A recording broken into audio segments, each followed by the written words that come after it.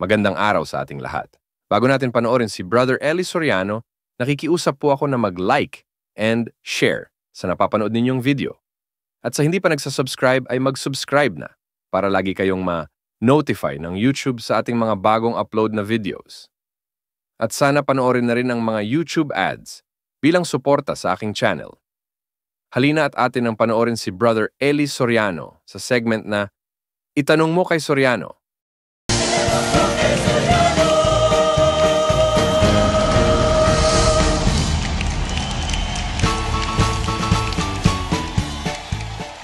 Tanong, yung sinabi po kay Pablo na isa raw siyang sisidlang hirang.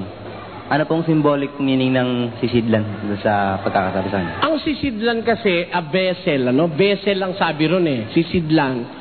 Siyempre, pinaglalagyan yon. Alam mo ba ang sisidlan? Pwedeng baso, Pwedeng timba, Pwedeng bote.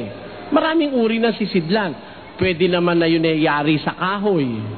Pwede naman yari sa ginto, sa tanso. Basa, 2 Timoteo 2. Tatapot sa isang malaking bahay ay hindi lamang may mga sisidlang ginto at pilak, kundi mayroon din namang kahoy at lupa.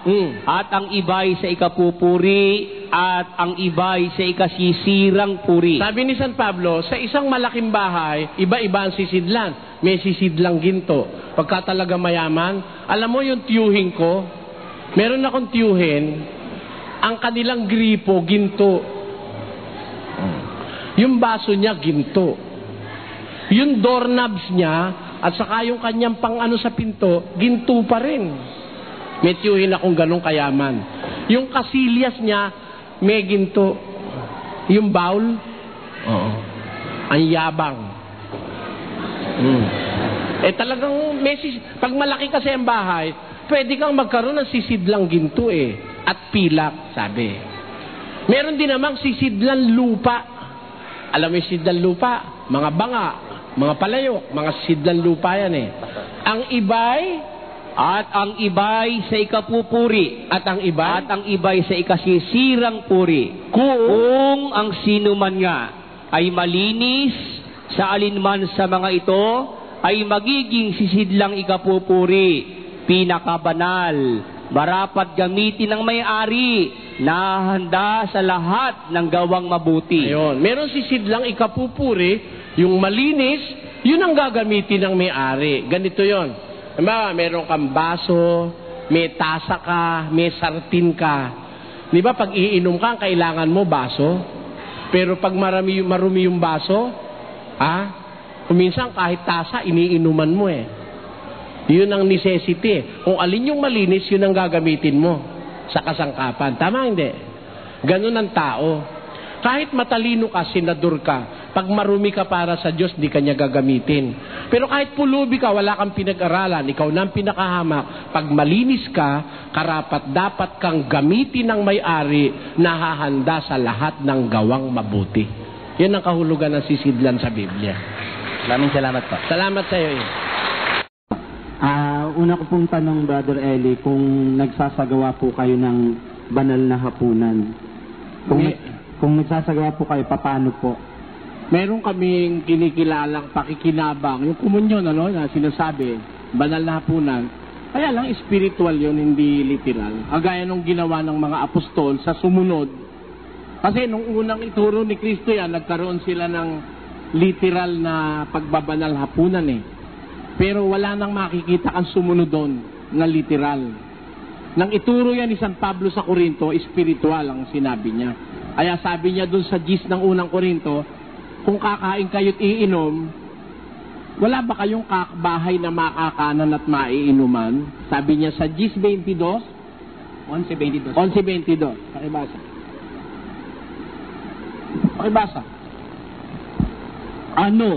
Wala baga kayong mga bahay na inyong makakanan at maiinuman?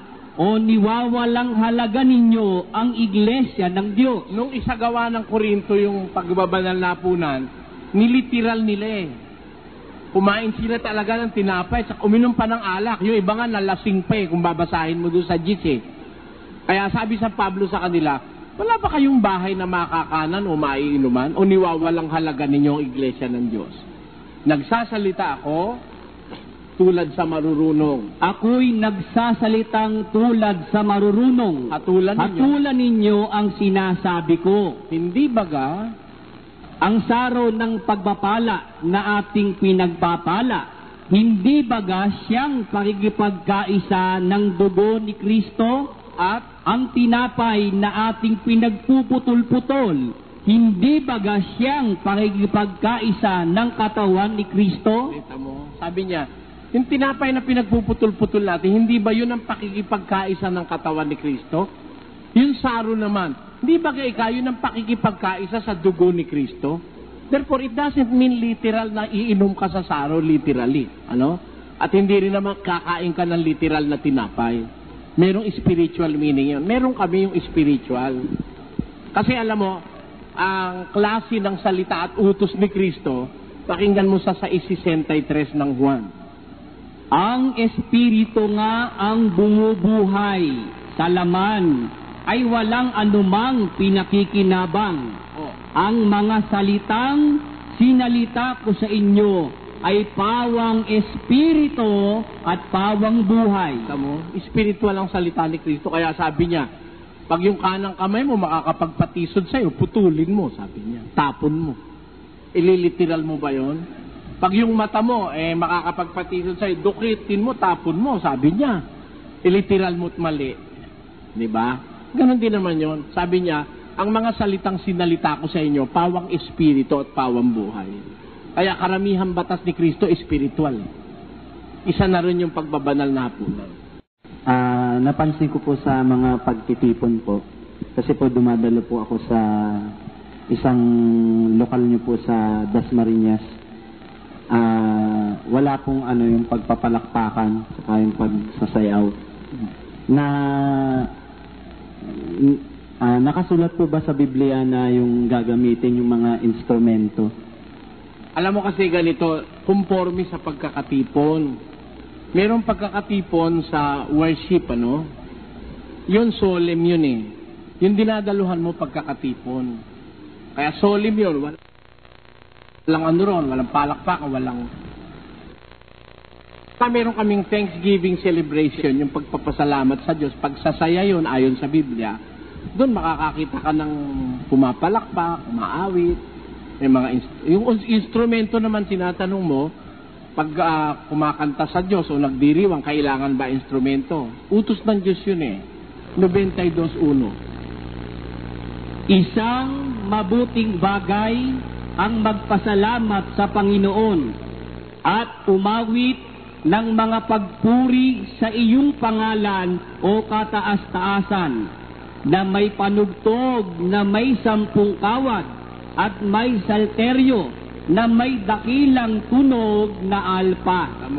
Isang mabuting bagay ang umawit sa Panginoon na may panugtog na 10 kawad, parang gitara, o may salteryo o alpa, sabi ng Biblia.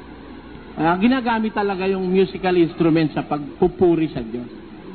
Kasi po mayroon akong kaibigan na Iglesia ni Cristo na nagtanong po sa akin, kung saan daw po ninyo mababasa sa Biblia yung buong pangalan ng, ayun po yung nasa harapan.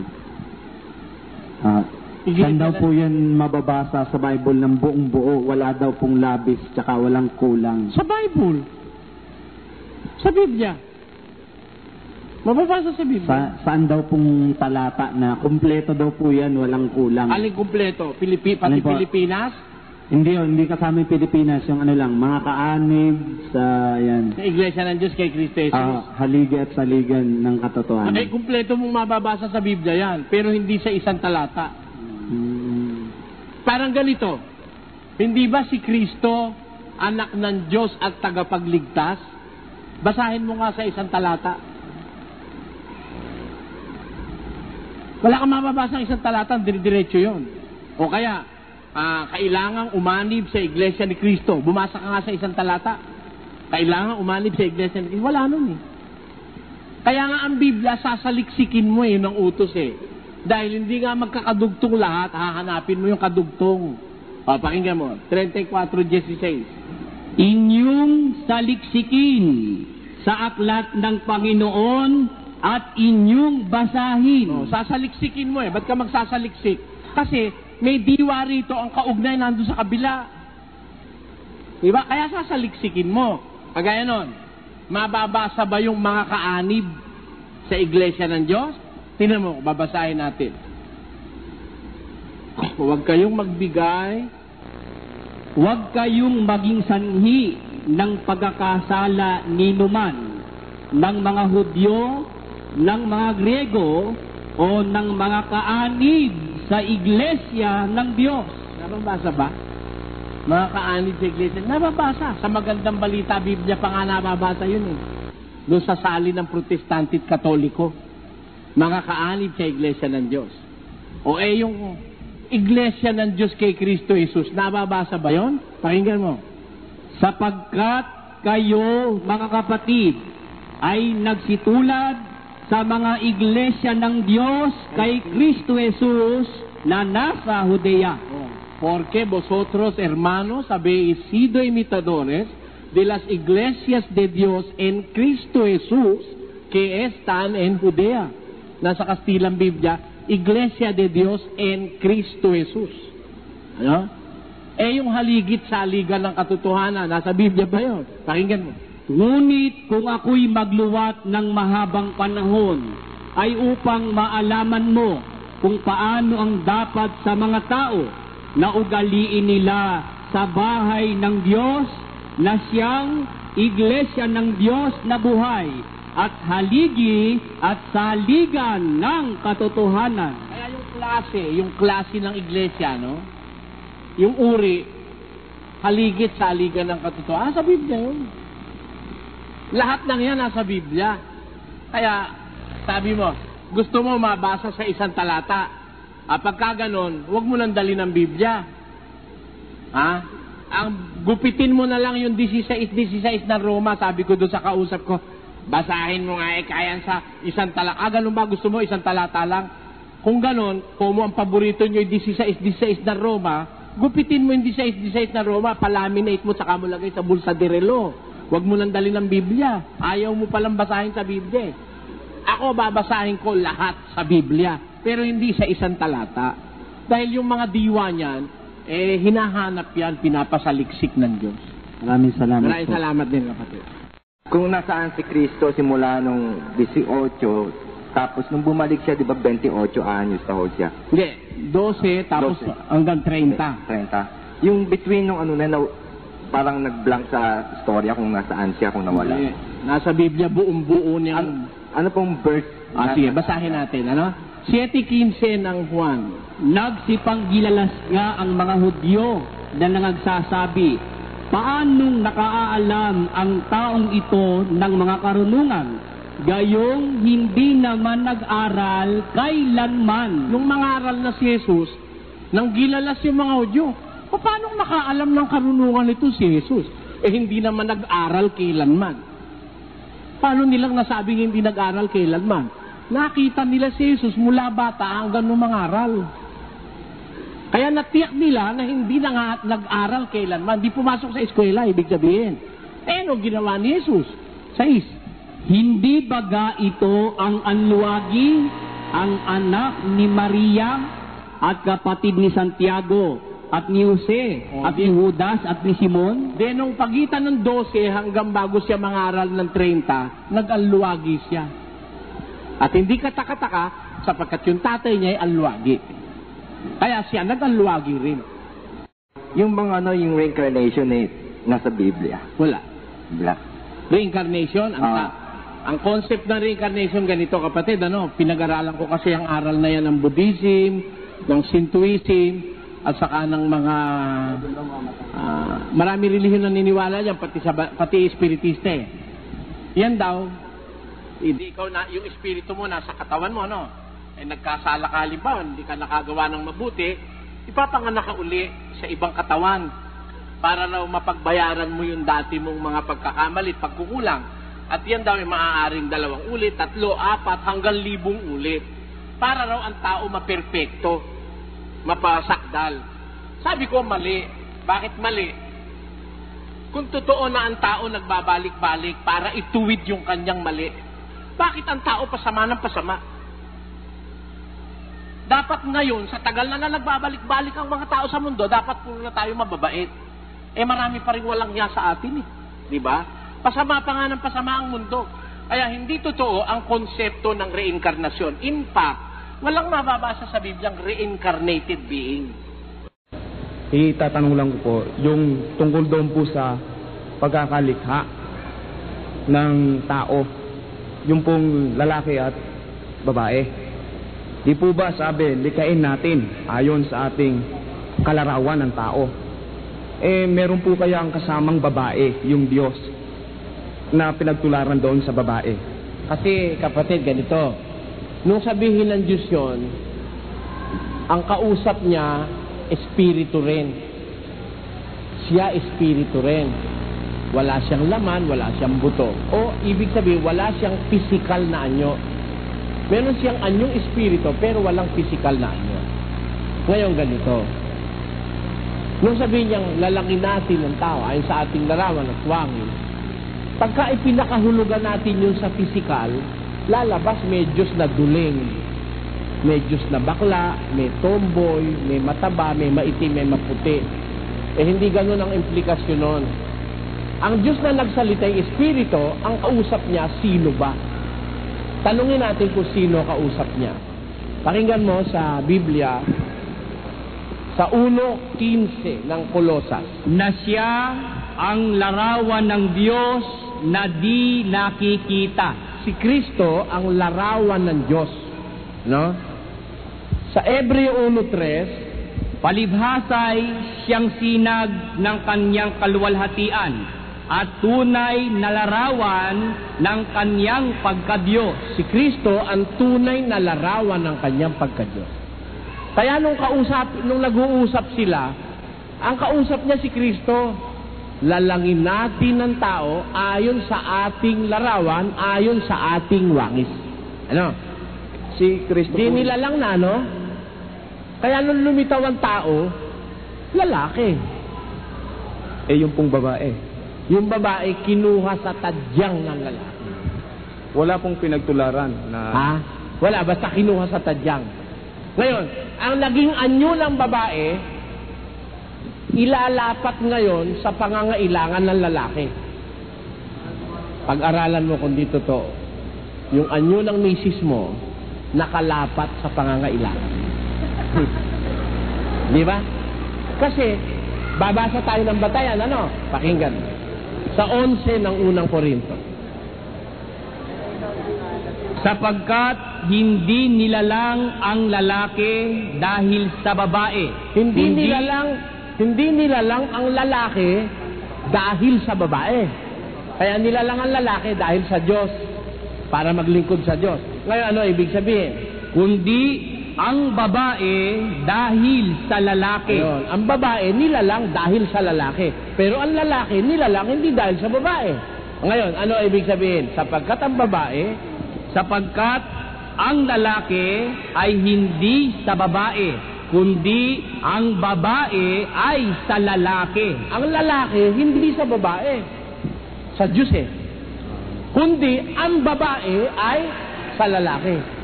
Kaya ang pinagkunan ng larawan ng babae, yung pangangailangan ng lalaki. Parang ganito, hindi nilalang ang katawan para sa damit, kundi ang damit para sa katawan. Kaya yung hugis ng damit, sumusunod sa pangangailangan ng katawan. Yun ang ibig sabihin. Conscious lang po ako. Kasi po pag nanonood po ako sa television at napopokus po yung sa inyo, akala ko po sungay yung nasa likod nyong angkla. Nagtataka po ako. Tinignan ko po maigi. Tinignan ko po angkla at saka lubed. Para po yatang hukbong dagat ang mga kaanib iglesia ng Diyos. Kung ano po ba simbolo ng angkla at lubed? Para po yatang Philippine Navy ang labas po natin. Ano? Ganito kasi kapatid, ang angkla kasi sa Kastila, Angkla, ang kanyang synonym ay yung sinipete. Angkor, sinipete. Sa English, angkor, ano? Sa Biblia kasi may sinipete. May angkor. Without that angkor, hindi ka makakaligtas. Kasi ang kapahamakan sa Biblia, ang larawan ng kapahamakan, bagyo at baha. Babasahin natin. 7 ni Mateo.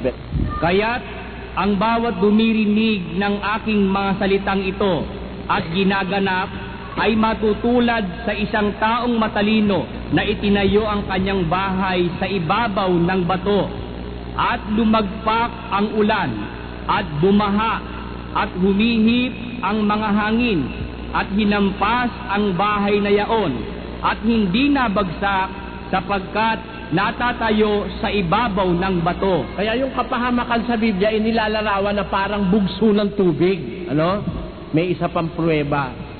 Kawikaan 1, versikulo 24. Sapagkat ako'y tumawag at kayo'y tumanggi. Aking iniunat ang aking kamay at walang makinig, kundi inyong iniuwi sa wala ang buo kong payo at hindi ninyo inibig ang aking saway. Ako naman itatawa sa kaarawan ng inyong kasakunaan. Ako'y manunuya pagka ang inyong takot ay dumarating. Pagka ang iyong takot ay dumarating na parang bagyo at ang inyong kasakunaan ay dumarating na parang ipo-ipo. Yung kasakunaan nilalarawan talaga sa malaking bugso ng tubig, no? Doon kailangan mo ang angkla. Sino yung angkla? Sa 19 ng Hebreo. Na ating inaring tulad sa sinipete ng kaluluwa. Isang pag-asa na matibay at matatag. Ayun. Sa English, ganito pagkakasalin, ano?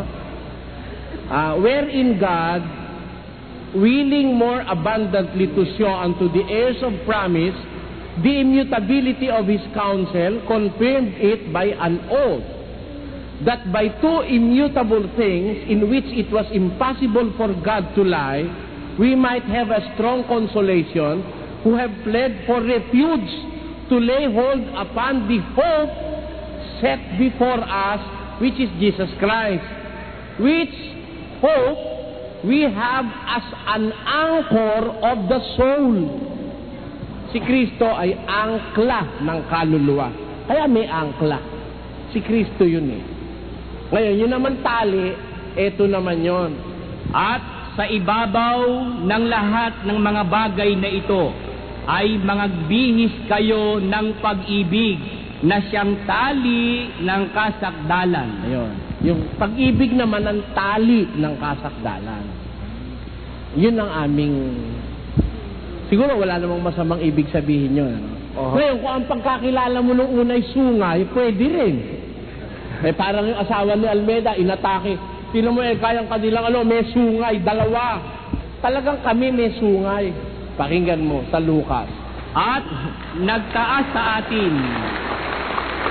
Ulitin. At nagtaas sa atin ng isang sungay ng kaligtasan. Yan sungay, larawan ng kaligtasan yan di ba?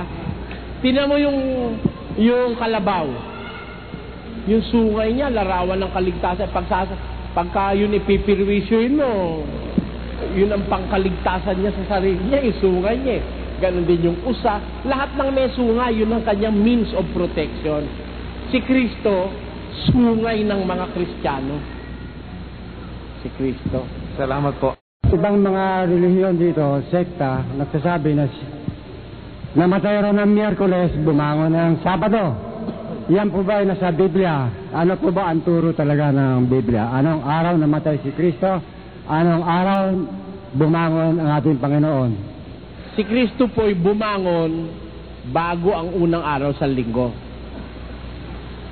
Ang unang araw na sa linggo po'y linggo. Opo. Kaya kung bumangon siya ng linggo, ng bagong linggo, Sabado, aatras po tayo. Kaya paatras ang kaya Miyerkules ang kanyang kamatayan. Nang ilibing po siya Huwebes. Ayun nga, namatay siya ng Miyerkules. Miyerkules ng hapon po. Sa panahon ng ating Panginoon Jesucristo, Yung pong kalendaryo Romano na ginawa ng Papa Gregorio ay hindi ho umiiral ng panahon ni Kristo. Wala hong linggo, Lunes, Martes, Miyerkules, kaya hindi maaaring tiyakin na ganong araw. Yung kalendaryo Romano, sinusunod nila ang sa ikot ng daigdig sa araw na 365 days. Ngunit ang kalendaryo ng Diyos ay sang-ayon sa buwan. Yan ay mababasa natin sa Deuteronomio 16:1. Yan ang kalendaryo na ibinigay kay Moses at Aaron, na yan ang unang buwan, ang unang bagong taon nila. At saka sa Exodus Kapitulo 12, versikulo 1 hanggang 3. Kapitulo 12, nakalagay doon, 14 ng Abib, o kaya Nisan, namatay ang ating Panginoon. Hindi po, yung kordero ng Paskwa. Yun ang kamatayan niya. Which is symbolic of Christ. That is the type. Yan ang pointing to the death of Christ. Kasama kasi, ang buong Kristyanismo, katulad na ang Pasko, na hindi naman 25, ganun din ngayon. Hindi ho. Ang talagang ang kamatayan ni Panginoon Jesucristo ay Abib o Nisan 14, na mahuhulog sa Abril 20. Tama po yun. Ngayon, wala po tayong pagtatalo nun. Ayun nga, tinatanong ko, ano ba ang totoo? Ang totoo po yung sinasabi nyo. Yun ho kasi nakabatay sa Biblia, na si Kristo, ayon sa antitype of Christ, the Paschal Lamb was to be butchered on the 14th of Nisan at sundown. Opo. At sundown.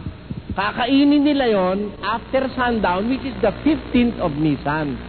And that very day, when Jesus Christ was nailed to the cross, is a Wednesday in the month of Nisan, following a great Sabbath, 1931 of the book of John. Ayun, isang dakilang Sabbath ang sumusunod. Kaya po, si Kristo nung mamatay, that very time na pinapatay ng mga Israelita ang Paschal Lamb, dun din namatay si Kristo kasabay nun. 14. Yung 15, yun ang kapistahan ng Feast of Unleavened Bread. Yun, tama po yun. Ngunit hindi sila umalis ng Ehipto ng Passover Day. Tama po kundi yun. 15. Yan ang nakalagay sa Numbers 33:3. Tama po yun. Yan lang ang tanong Wala ko. po tayong pagtatalo. Wala nga ho. Kaya nga ho, tinatanong natin, bakit tayo nagsisilibra sa araw ng hindi tumpak? Yun ho'y bunga ng maling paniniwala tradisyon. at maling kalkulasyon ng mga religious people. Ayun lang po.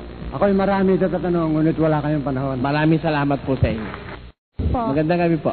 Dahil sabi niyo po kanina, sa ibang relihiyum po, nagbabanal-banalan, pero hindi banal.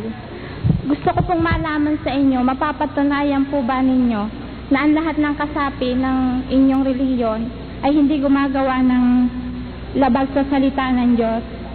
Wala naman akong ganung contention, kapatid. Pagka ginawa ko yun, lalabas, masama ako. Kasi si Kristo na mismo, siya pa namili, may isang Judas pag sinabi ko sa amin, walang gumagawa ng mali, ganito ay sasabihin ko sa iyo. Alam ko itong gusto mo. Sa tunay na samahan, ang porsyento ng sumusunod mas malaki kaysa sa hindi sumusunod. Tingnan mo sa mga apostol, kung sila'y 12, ang isa Judas, that is something like 8% ang masama. Pero yung 92% mabuti. Pag ang isang samahan mo, mas marami yung masama kaysa sa mabuti, hindi sa Diyos yun. Kung yun ang gusto mong maintindihan, kapatid. Thank you po. Maraming salamat po. Kasi ako, Catholic. Pero sa dami ng naglalabasang relihiyon ngayon, ako'y talagang naguguluhan na, lalo na yung mga nahihingi sa daan, ayaw na ayaw ko yan. Opo. Nakikinig ako lagi sa inyo, nanonood ako ng TV. Naliliwanagan ako tungkol sa Bible.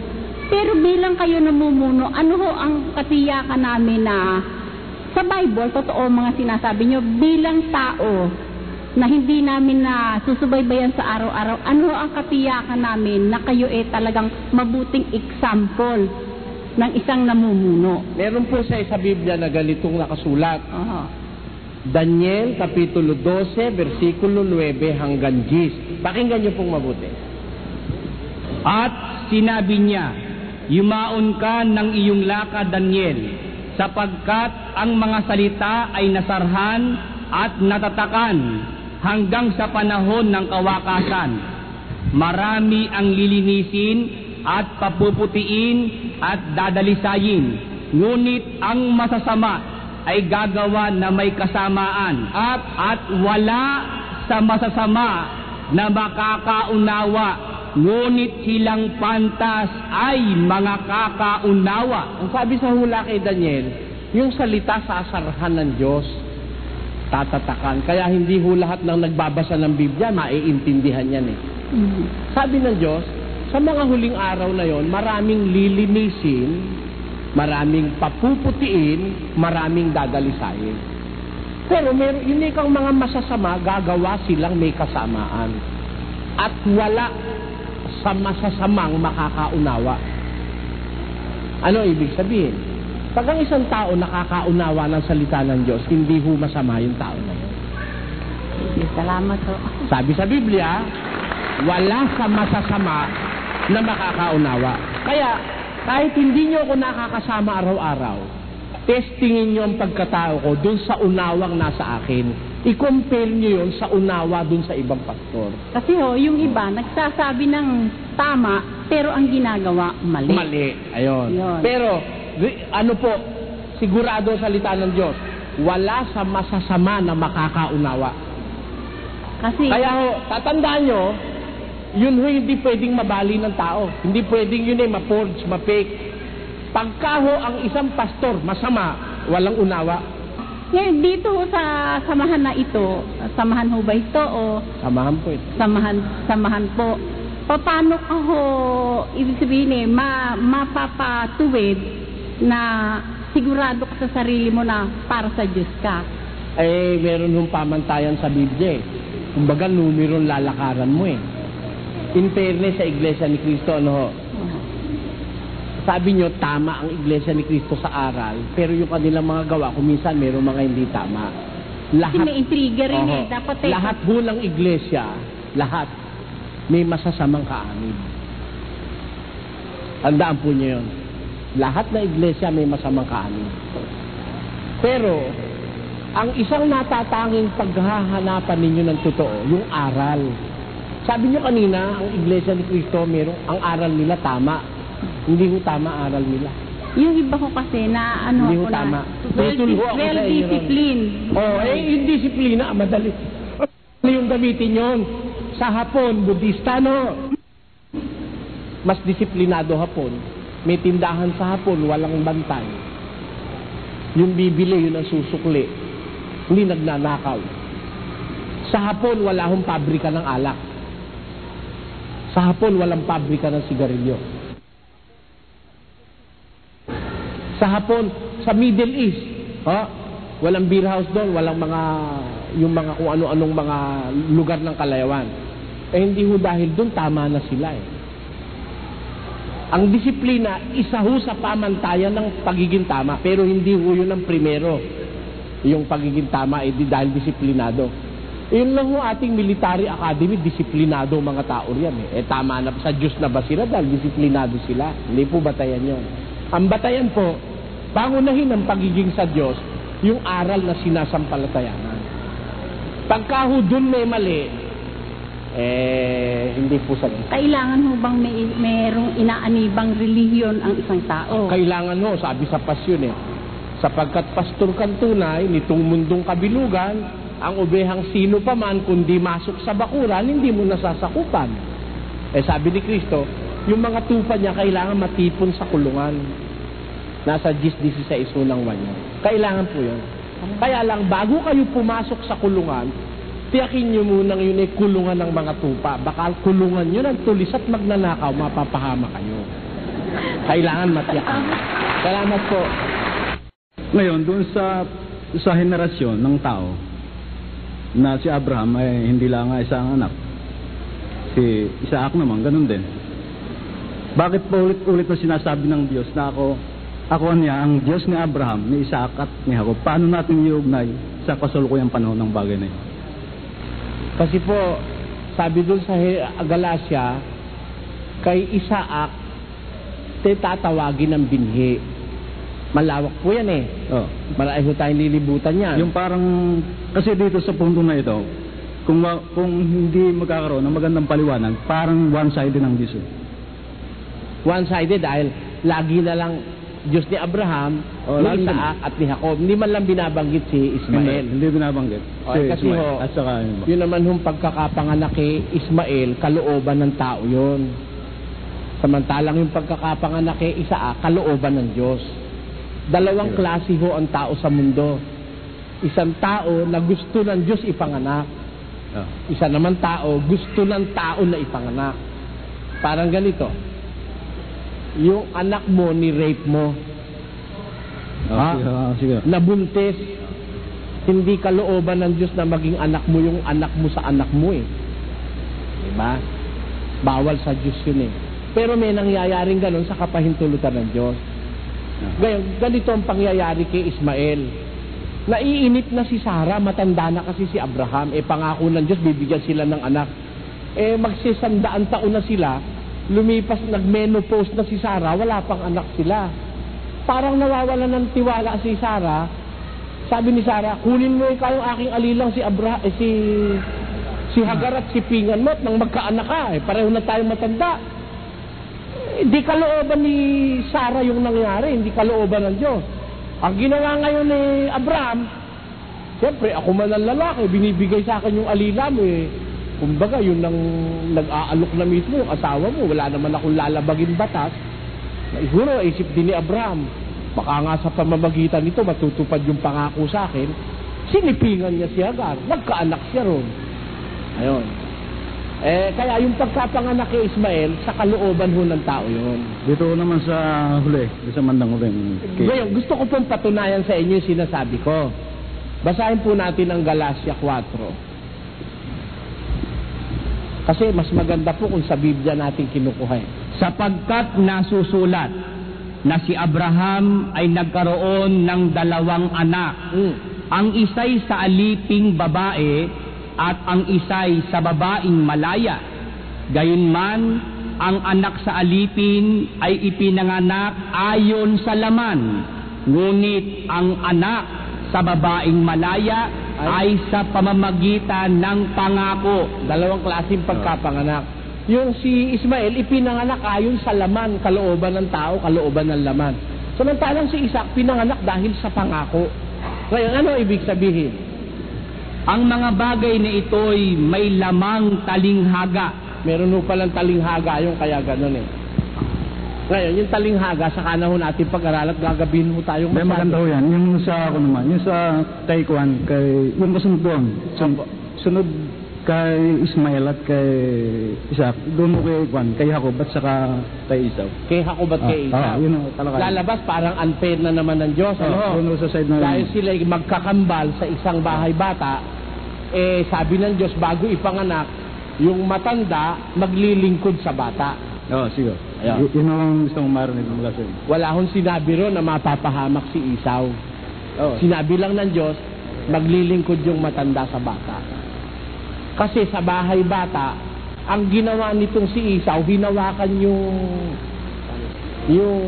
ano ni Jacob. Parang ano itong sa bahay bata pa lang, parang gusto ni Esau magdominante na siya. Kaya ginawa ng Diyos, binaliktad yung kanilang dapat na paglagyan. Ipinagkatiwala ng Diyos yung kanyang pagpapala sa nakakabata dahil nakita ng Diyos, mas maganda ang puso nung nakakabata kaysa sa nakakatanda. Kasi naniniwala po kayo na ang Diyos nakakakita ng puso. Ang tao po, sinipingan nyo misis nyo, sa 14 na araw, may puso na. The development of the heart takes place on the 14th day of conception. Kaya pagka medyo 1 buwan na, malaki na ang puso. Lalo na kung 3 buwan na o kaya mga 5 buwan, 8 buwan na, nakikita na ng Diyos yung puso. Sa umpisa pa lang. nakikita na ng Diyos na magiging masyadong dominante itong si... Nakasulat po kasi yung sinasabi ko na yun, hindi ko na lang pinapabasa dahil gagabihin tayo masyado eh. Sige, salamat. Yun ho ang ano. Hindi pa tayo tapos. Ang ibig ko lang sabihin, nakita ng Diyos sa bahay, bata pa lang, medyo mang-aagrabyado si Jacob.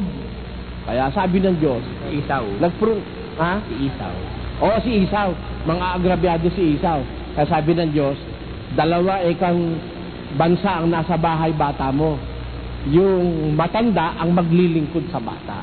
Ayun. Para mapatunayan naman ng Diyos na meron siyang poder o kapangyarihan sa kanyang nililikha. Pwede niyang baligtarin ang kapalaran ng tao kung gusto niya. Para wala naman taong makapagmalaki sa Diyos.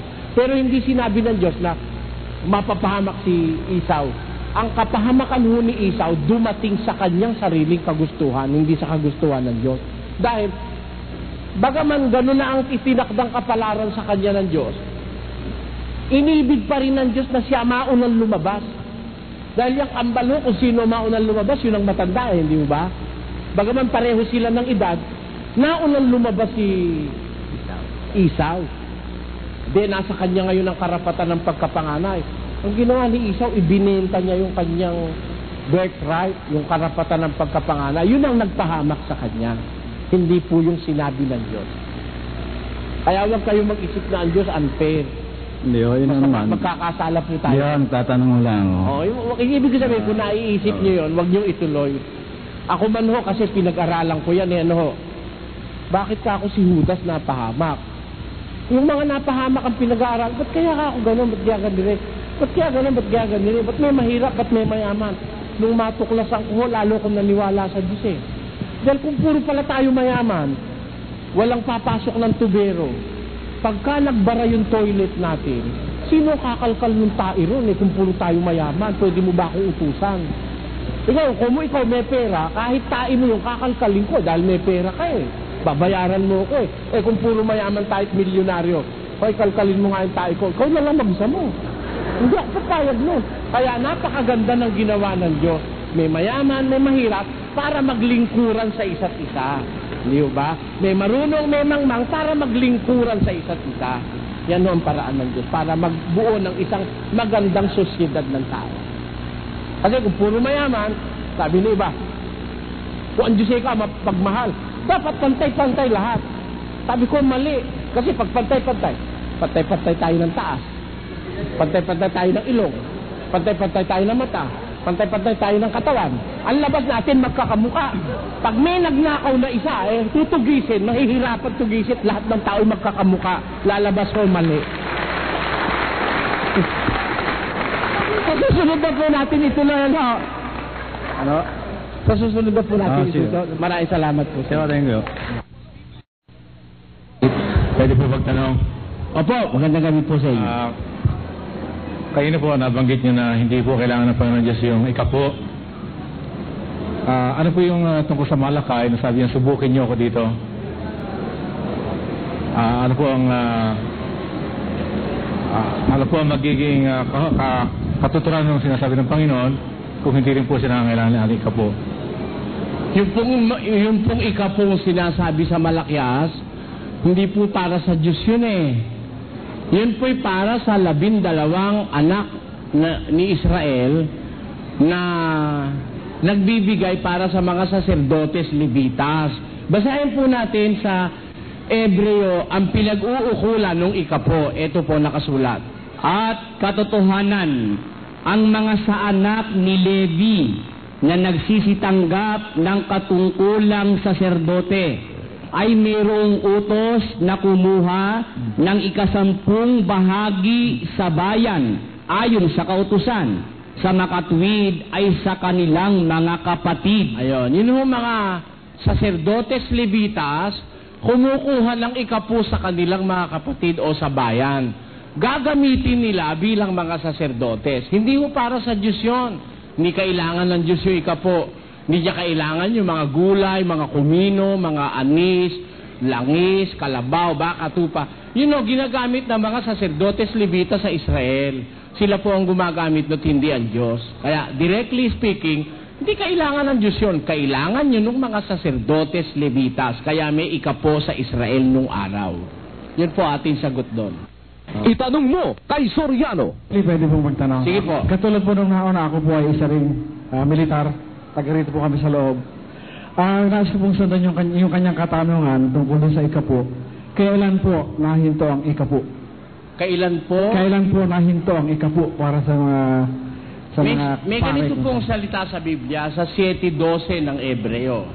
Sapagkat nang palitan ang pagkasaserdote, ay kinailangang palitan naman ang kautusan. Sabi po ni San Pablo, ulitin mo nga kapatid namin Sapagkat nang palitan ang pagkasaserdote, ay kinailangang palitan naman ang kautusan. Nung palitan ho ang pagkasaserdote, na dati mga saserdotes, levitas na kumukuha na ikapo, nung palitan yung kanilang sa priesthood, kailangan palitan ang kautusan.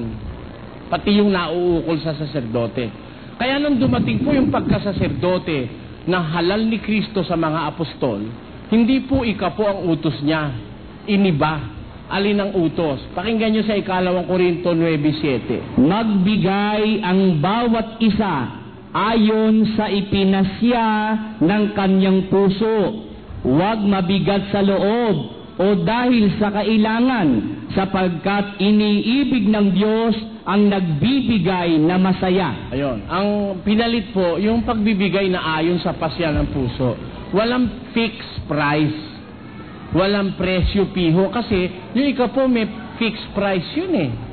Halimbawa, 1,000 kita mo, 1,000 bibigay mo. 100 ang bibigay mo, 10%. Samantalang sa batas Kristiyano, yung ipinasya ng iyong puso, it can be lower, it can even be higher. Yun ho, sa Kristiyano yun ang batas. Hindi ho ikaw po. Nabanggit po ninyo ang Panginoon ay hindi tumatahan sa mga templong gawa ng kamay ng tao. Paano po yung templong pinagawa ni Solomon? Sige po. Yun lang po. Alam po nyo, ganito yung kapatid. Ang templong ginawa ni Solomon, ginawa niya under the instructions of God. Ano ho?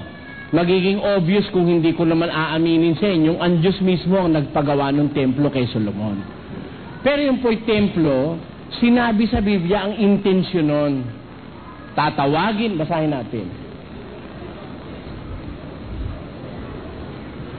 At sinabi niya sa kanila, nasusulat, ang aking bahay ay tatawaging bahay panalanginan. Ang aking bahay, tatawaging house of prayer. Kaya yung templo na yung ginawa, para magsilbing house of prayer sa mga anak ni Israel, whenever they are going to commune with God, papasok sila ron para manalangin sa Diyos. Ngayon, may tumatahan doon sa ibabang templo, may ulap doon para ipahayag ng Diyos na kanyang kaluwalhatian ay tumatahan doon. Pero hindi siya tumatahan, yung kaluwalhatian niya, umaabot doon. Ayun po. Ngayon, yung sinabi ni San Pablo is a later revelation. Alam niyo, pagdating sa Biblia, what is later is valid. May revelation kay Solomon. May revelation kay St. Paul which is very recent. Mas yun ang dapat natin tanggapin kaysa sa revelation kay Solomon.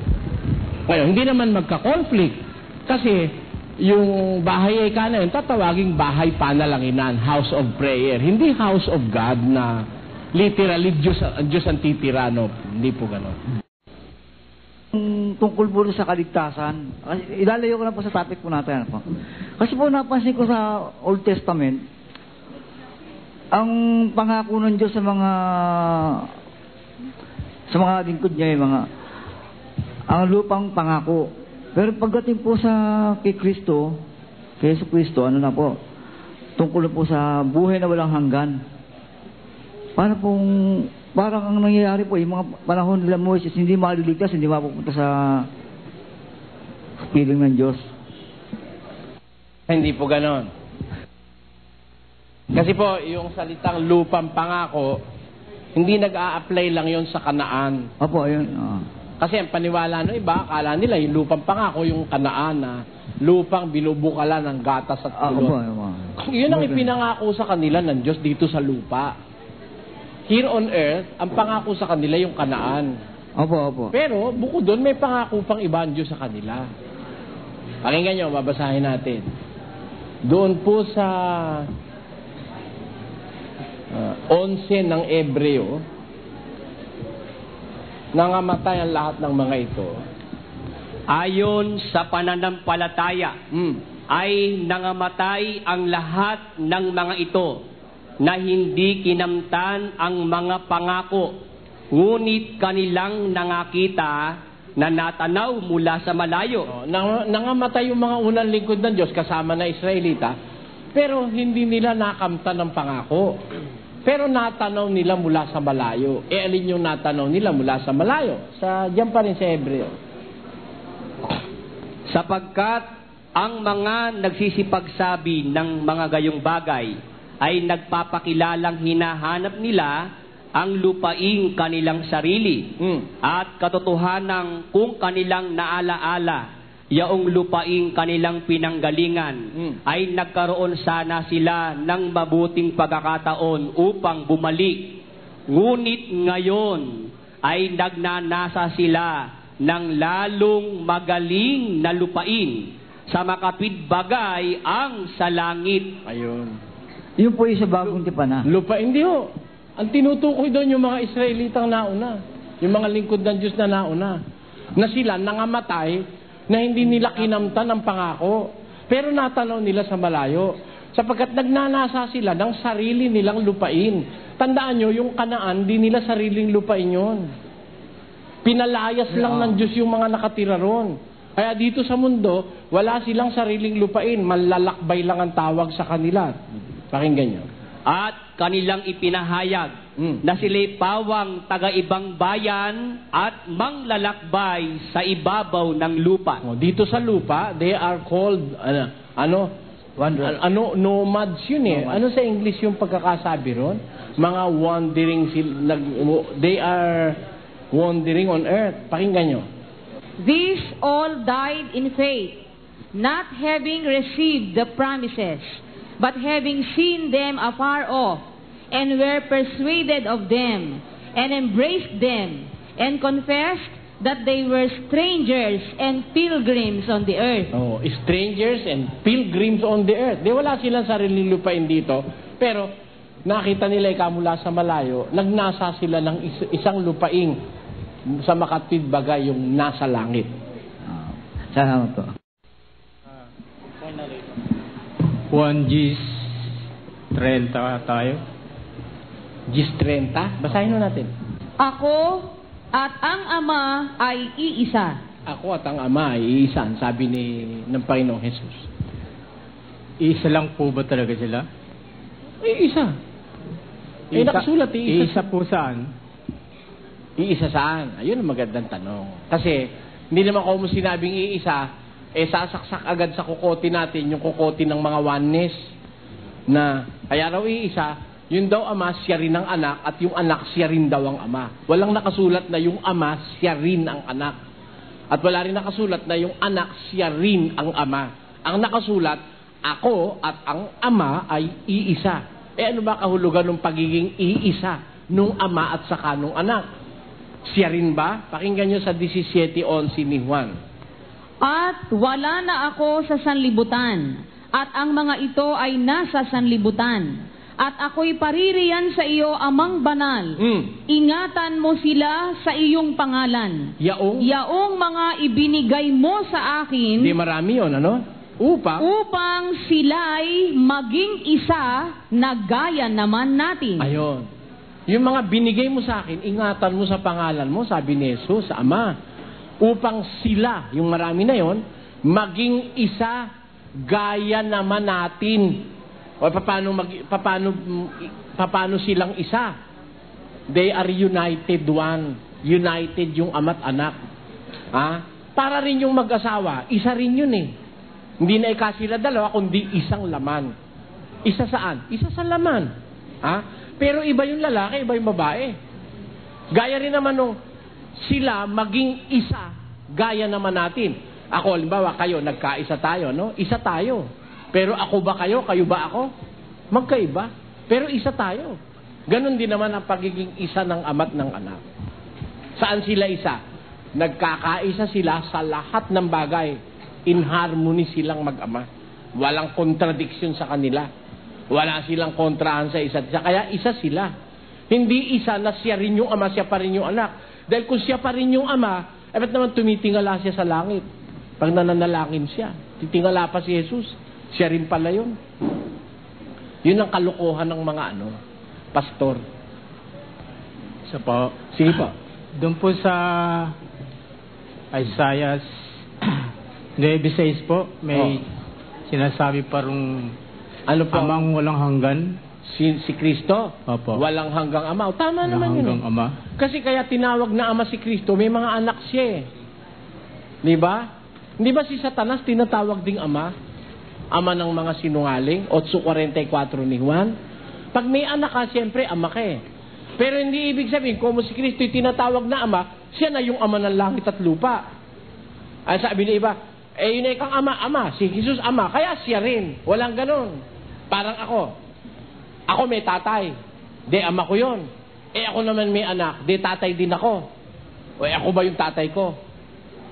Hindi ako ang tatay ko. Iba yung tatay ko, iba yung ako. Yung kayo, halimbawa, ama kayo, may anak kayo. Ibig ba sabihin, kayo na rin yung tatay nyo? No, anak kayo ng tatay nyo.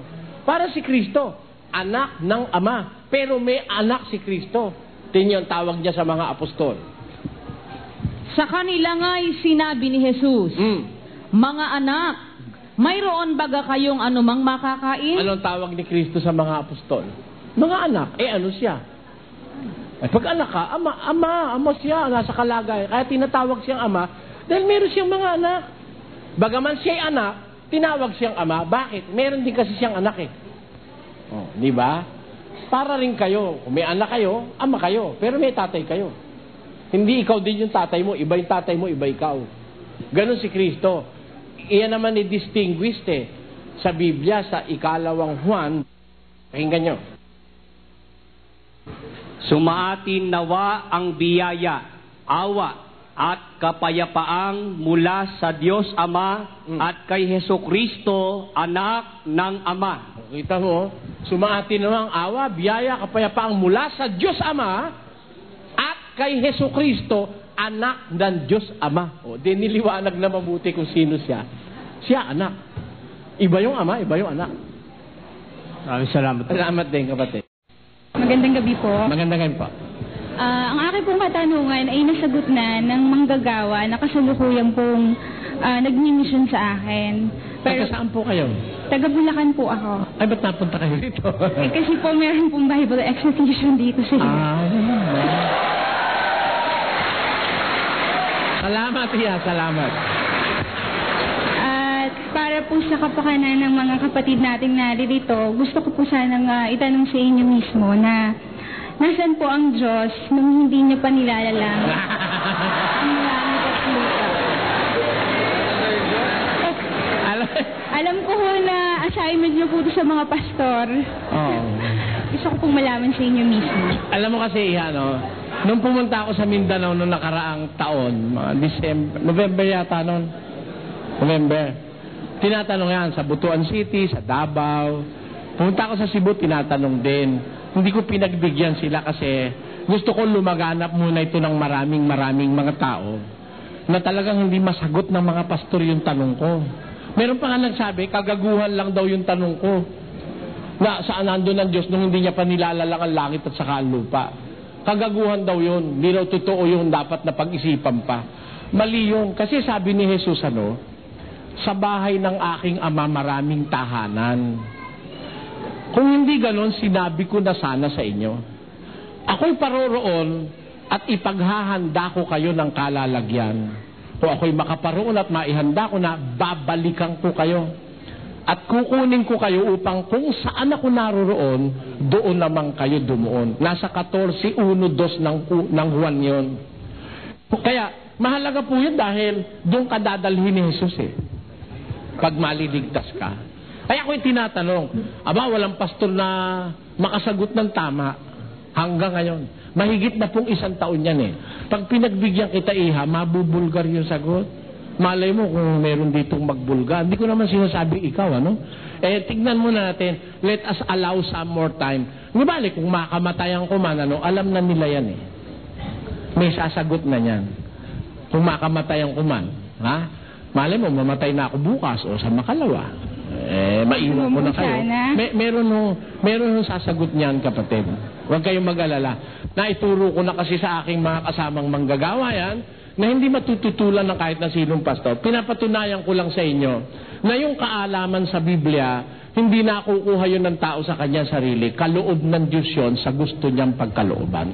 Yun na aking paniniwala. Kaya pasensya ka na, hindi ko sasagutin yung tanong mo. 8:22 ng Kawikaan. 8:22. Tignan natin. Apo. Inari ako ng Panginoon sa pasimulan ng kanyang lakad, bago pinasimulan ang kanyang mga gawa ng una. Ako'y nalagay mula noong araw, mula nang walang pasimula. Huwag natin kalimutang ipaalala, kapatid na Luz, sino ba nagsasalaysay diyan? Yung karunungan po. Nasa 8:12 yan, di ba? Opo. Ang sabi sa 8:12? Akong karunungan ay tumatahan sa kabaitan, at aking nasusumpungan ang kaalaman at gunita. Ang nagsasalita diyan, karunungan, di ba? Opo. Ngayon, ang sabi niya, inari ang wika ako ng Panginoon sa pasimulan ng kanyang lakad. Sige, tuloy. Bago pinasimulan ang kanyang mga gawa ng una, ako'y nalagay mula noong araw, mula nang walang pasimula, bago nalikha ang lupa. Bago nalikha ang lupa. Ando na yung karunungan, ano? Opo. Tuloy. Ako'y nailabas nang wala pang mga kalaliman, nang wala pang mga bukal na sagana ng tubig. Bago ang mga bundok ay nalagay, bago ang mga burol ay ako'y nailabas. Samantalang hindi pa niya nililikha ang lupa. Hindi, wala pang lupa. Opo. Wala pa. Sige. Ni ang mga parang man, ni ang pasimula man ng alabok ng sanglibutan. Good. Nang kanyang itatag ang langit, nandoon ako. Ayan. Wala pang lupa, pero natatag yung langit. Kasi nauna naman talaga yung langit, di ba? Opo. Yeah. Ang tinutukoy dyan lupa na wala pa, yung earth natin, ano? Sige, tuloy. Nang siya'y maglagay ng balantok sa balat ng kalaliman, nang kanyang pagtibayin ang langit sa itaas, nang maging matibay ang mga bukal ng kalaliman, nang bigyan niya ang dagat ng kanyang hangganan, upang huwag siya langsangin ng tubig ang kanyang utos, nang kanyang iayos ang mga patibayan ng lupa, nasa sipingan niya ako. Ayon. Nung iniaayos ng Diyos yung patibayan ng lupa, di ba kasi hindi pa tapos yung lupa, ano? Opo, mga patibayan pa lang, ano? Mga foundations of the earth, ano? Nang kanyang iayos yun, nasa siping niya ako. Gaya ng isang matalinong manggagawa. At ako ang kanyang ligaya sa araw-araw, na nagagalak na lagi sa harap niya. Kaninong ligaya yung karunungan? Kaninong ligaya yung karunungan, kapatid na Luz? Sabi po niya, ako ang kanyang ligaya sa araw-araw. Ang kanyan dyan, tinutukoy dyan, yung gumagawa ng lahat ng bagay. Naglagay ng balantok sa balat ng kalaliman. Sa madalit sabi, ang Diyos na Ama yan, ano? Opo. Ang ligaya niya, yung karunungan, ligaya niya ay kako araw-araw. Opo. Tapos tuloy. Na nagagalak na lagi sa harap niya. Yung karunungan naman, nagagalak din lagi sa harap niya. Opo. Nung Ama. Tuloy natin. Na nagagalak sa kanyang tinatahanang lupa. Tamo? Nagagalak sa kanyang tinatahanang lupa. Ito'y lupang iba eh. Tinatahanan na ito ng Diyos. No? Opo. Samantalang pinagtitibay naman niyang gawin itong lupa ng mga tao. Di ba? Tapos, anong sabi? Na nagagalak na sa kanyang tinatahanan lupa. Nagagalak ang Diyos sa tinatahanan niyang lupa dahil kasama niya yung karunungan dun eh. Ako ang kanyang ligaya, sabi ng karunungan. Ako ang ligaya niya araw-araw na nagagalak na lagi sa harap niya. Na nagagalak sa kanyang tinatahanang lupa. At ang aking kaaliwan ay sa mga anak ng mga tao. Ayan. Yung sangkatauhan naman dyan, yung mga tao, ang kaligayahan naman nung karunungan. Opo. Iba yung kaligayahan nung gumawa ng lahat ng bagay, yun ang karunungan. Yun naman karunungan, ang kaligayahan naman niya ay ang mga anak ng mga tao. 11:13 ng Hebreo. Tuloy-tuloy hanggang 16 para ma-distinguish na talagang yung lupa na yan, hindi itong lupang ito. Pakinggan nyo, mga kababayan. Ayon sa pananampalataya ay nangamatay ang lahat ng mga ito na hindi kinamtan ang mga pangako, ngunit kanilang nangakita na natanaw mula sa malayo at kanilang ipinahayag na sila'y pawang taga-ibang bayan at manglalakbay sa ibabaw ng lupa. Sapagkat ang mga nagsisipagsabi ng mga gayong bagay ay nagpapakilalang hinahanap nila ang lupaing kanilang sarili.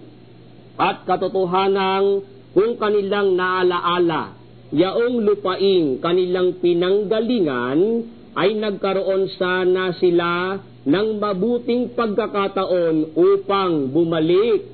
Ngunit ngayon ay nagnanasa sila ng lalong magaling na lupain sa makatwid bagay ang sa langit. Tamo, ibang lupain niyang kapatid na Willie, dinidistinguish Kasi mga lingkod ng Diyos, naglalakbay ang wika sila sa ibabaw ng lupa. Meron ng lupa.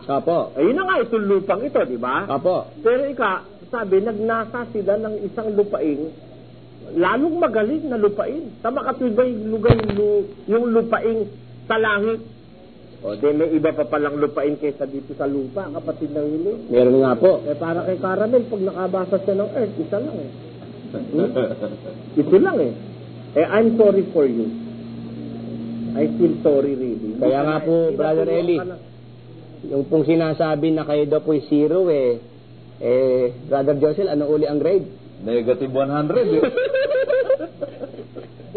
Caramel ka, oo. Hindi naman namin pwedeng sabihin at hindi nyo rin pwedeng itanggi na yan ngayon ang official stand ninyo sa bagay na yan. Dahil ang pamarali mo, maliwanag Hindi pa itinanganganak si Brother Eli Soriano, alam nyo na kung anong sagot dyan. Paano ngayon yan? Wala ka nang... Dapat pala, hindi si Caramel ang tawag ko dyan. Ay, sino naman? Kareba. Ano na? Kareba, para may tamis. Patunayan niya ngayon yung langit na sinasabi niya hindi kasama sa nilikha ng Diyos yun. Dahil pagka yun ay kasama, paano nangyaring doon siya nakatira, hindi pa nga niya nililikha yun paano mangyayari yun? Alusin mo na nga kaoni lahat ng langit. Lahat na ng langit, sabi sa Hebreo, nang pasimula, nilalang niya ang mga langit kasama na lahat ng langit doon. Pero guys, pero patutunayan natin, may lupa na una sa langit. At yun ang tinatahanan niyang lupa. At sapagkat hindi naman pag sinabi kasi lupa sa Biblia, isa lang. Yung sinasabi ng Biblia na lupain sa langit, bukod dun sa lupain ito, meron pang lupain sa langit. Dun pa lang solved na yung kanyang sinabi. Na para ba sa kanya, pag nakabasa ka ng lupain, isa lang, dito lang sa lupa. Laging earth ang tinutukoy, yung earth ng tao. Pero dyan, LCG 6, lupang nasa langit yan. Magandang gabi po, Brother Eli. Ang natanong ko lang po, sana po, I hope you don't mind. Kung meron po bang nilikha ang Diyos na third sex? Yun ang nakikita ngayon. May third sex. Merong babae, may lalaki, meron tomboy, may bakla. Yun ang nakikita. That's reality. Ngayon, ang ibig ko sabihin, ang tao ba ngayon nilikha ng Diyos o hindi? Huwag naman sabihin ang nilikha lang ng Diyos si Eva at si Adan. Katangahan yun. Sabi ka sa Biblia, nilikha niya lalaki at babae. Oo, nilikha niya lalaki at babae. Sino yun? Si Eva at si Adan. Nung dumami na, hindi na ba siya lumikha? Pakinggan mo, 17:26 ng Gawa. At ginawa niya sa isa ang bawat bansa ng mga tao upang magsipanahan sa balat ng buong lupa. Sino ang gumawa sa bawat bansa ng tao? Ang Diyos din. Kaya kahit sinong tao lumitaw, Diyos ang gumawa riyan. Lumitaw ang duling, bulag, lumitaw ang pipi, lumitaw ang pingkok, lumitaw ang kuba. Sino gumawa? Basa. Pakinggan mo, ha? At sinabi sa kanya ng Panginoon, sinong gumawa ng bibig ng tao? O sinong gumawa ng pipi o bingi? O may paningin o bulag sa tao? Hindi ba akong Panginoon? Hindi ba akong gumawa? Sabi ng Diyos, pipi, bulag, etc. Lahat ng klase ng tao, Diyos ang gumawa. Kaya ang sagot ko sa iyo, Diyos ang may gawa ng lahat ng tao. May kaligtasan po ba sila? Natural. Lahat ng tao may kaligtasan. Maliban na lang, kung ang gagawin mo yung karumal-dumal sa Diyos, di ka maliligtas. Kaya lahat ng tao, lalaki, babae, tomboy, bakla, may kaligtasan. Kaya lang, susunod ka sa utos ng Diyos. Pag sumunod ka, kahit ano ka pang klase, maliligtas ka. 2:11 ng Roma. Pakinggan nyo. Sapagkat ang Diyos ay hindi nagtatangi ng mga tao. Ang Diyos ay hindi nagtatangi ng mga tao. God is not a respecter of persons. Kaya kahit sino kang tao, pwede ka maging dapat. Kahit sino ka naman, pwede ka rin mapahamak. Conforme sa pagsunod mo. Salamat po. Salamat din. Ako po may itatanong lamang, kung ito ba po ang kasalanan ko ba ho ito sa Panginoon Hesus, na ang sinapian ko na reliyon ay isang good wisdom for all nation. Ngayon po, yan po ay puro bawal din po sa amin. Ngayon, pati po ang pag-aral ng anak namin ay pinahinto po dahil ang katuwiran ni Brother Payne ay ang karunungan daw po ay kamangmangan sa harapan ng Panginoon Hesus. Ito ba po ang alin pong karunungan ng kamangmangan sa Diyos? Yung parali daw po ang... hindi totoo yun. Dalawang klase ho ang karunungan. Pakinggan nyo, babasahin ko sa inyo. Dito ho sa unang Korinto 2, versikulo 6, ito po ating mababasa. Gayunman ay nangagsasalita kami ng karunungan sa mga may gulang. Bagaman hindi ng karunungan ng sanlibutang ito o ng mga may kapangyarihan sa sanlibutang ito. Sapagkat ang mga ito'y nangauuwi sa wala. Kundi sinasalita namin ang karunungan ng Diyos sa hiwaga. Yaong karunungan na itinalaga ng Diyos bago nilalang ang mga sanlibutan sa ikaluluwalhati natin. Sabi ni San Pablo, nagsasalita kami ng karunungan, bagaman hindi ang karunungan ng sanlibutan ito o ang mga may kapangyarihan sa sanlibutan ito, sapagkat ang mga ito nauuwi lang ito sa wala, wika niya. Kundi sinasalita namin ang karunungan ng Diyos sa hiwaga. Kaya dalawang klase ang karunungan, isang makasanlibutan, isa hong maka-Diyos. Ngayon, ang tanong, aling karunungan yung kamangmangan sa Diyos? Alin yon? Yung foolishness to God. What wisdom is foolishness to God? Pakinggan nyo dyan pa rin sa Korinto 1:20. Saan naroon ang marunong? Saan naroon ang iskriba? Saan naroon ang mapagmatuwid sa sanlibutang ito? Hindi ba ginawa ng Diyos na kamangmangan ang karunungan ng sanlibutan? Di ba kamangmangan lang sa Diyos yung karunungan ng sanlibutan? Tama mo ba o hindi? Kaya pag ang pag-aaralan mo, karunungan ng sanlibutan, kamangmangan sa Diyos yun. Pangit yun, walang kwenta yun. Tatanungin ko kayo, kapatid. Pag nag-aaral ba ang anak nyo sa eskwela, ang pinag-aaralan ba puro karunungan ng sanlibutan? Hindi ho. Hindi. Yun ho bang pagsulat, karunungan ba ng sanlibutan yun? Yung pagsulat? Kung yun ay karunungan sa sanlibutan, ba't ginamit ng Diyos yun? Kaya nga nasulat ang Biblia eh. Naintindihan nyo? Hindi ba yung pagbasa, karunungan ba ng sanlibutan yung makabasa ka? Karunungan ng Diyos yun. Dahil ang Diyos marunong bumasa. Yung bumilang, karunungan ba ng sanlibutan yun? Hindi. Ang Diyos nga nagbibilang eh. Sabi pa nga ng Diyos, magbibilang ka rin eh. Hindi ba? Kung di ka marunong magbilang, lalabas, tanga ka sa Diyos. Utos ng Diyos magbilang eh. Pakinggan nyo. Sa awit 90:10. Mga kaarawan ng aming mga taon ay 70 taon. O kung dahil sa kalakasan ay umaabot ng 80 taon. Sa 12. Kaya ituro mo sa amin ang pagbilang ng aming mga kaarawan. Upang kami ay mangagtamo sa amin ng pusong may karunungan. Tanyo, karunungan pala yung makabilang ka eh. Kaya sabi ni David sa Diyos, nanalangin siya, Diyos, ituro mo sa amin bumilang ng aming mga kaarawan upang magkaroon kami sa amin ng pusong may karunungan. Kaya yung karunungan ng pagbilang, ng pagkwenta, karunungan ng pagsulat, pagbabasa, karunungan ba ng sanlibutan yon? No. Had it not been for those things, hindi natin mababasa Biblia. Ang Biblia ay karunungan ng Diyos. Kung hindi marunong tayo magbasa at sumulat, mababasa ba natin ang Biblia? Kaya wag sabihin ni Pen, biro mo, apelido pa naman niya ay Pen, pansulat. Tapos papatigilin sa pag-aaral yung mga anak nyo. Anong klaseng doktrina yon? Kaya po, kailangan susuriin natin ang ating sinasabi ang relihiyon. Baka gawin tayong puro bobo para kayang-kaya tayong lokohin. Kaya bawal na raw mag-awa. Ay, ako po hindi. Sabi ko sa mga kapatid dito, pag-aralin nyo mga anak nyo. Kung hindi nyo kaya, mag-aral lang mataas, kahit man lang makabasa at makasulat at makabilang, para matutong magbilang, matutong sumulat at magbasa. Alam nyo kung aling karunungan ng sanlibutan ng kamangmangan sa Diyos? Yung karunungang makasanlibutan. Ano ba yung makasanlibutang karunungan? Pakinggan nyo. Unang Juan 2:15 hanggang 17. Huwag ninyong ibigin ang sanlibutan, ni ang mga bagay na nasa sanlibutan. Oo. Kung ang sino man ay umiibig sa sanlibutan, ay wala sa kanya ang pag-ibig ng Ama. Sapagkat ang lahat na nangasa sanlibutan ay masasamang pita ng laman.